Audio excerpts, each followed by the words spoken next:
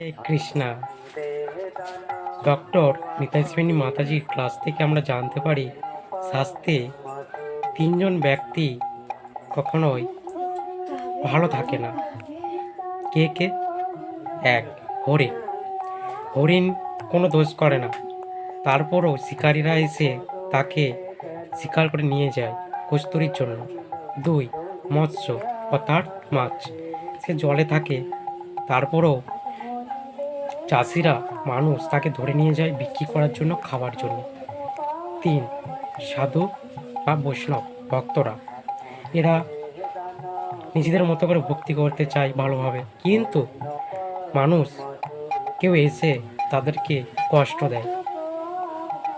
এর থেকে একটাই উপায়, কি না সহন করা, ধৈর্য ধরা। আর এই পৃথিবী দুঃখালয়ম, এখানে দুঃখালয়, এখানে দুঃখ কষ্ট থাকবে। তাই বুদ্ধিমানের কাজ এই মনুষ্য জন্মে একমাত্র ভগবানকে পাওয়া যায়, ভগবান ধামে ফিরে যাওয়া যায়। তাই ভক্তি করে ভগবান ধামে ফিরে যাওয়া।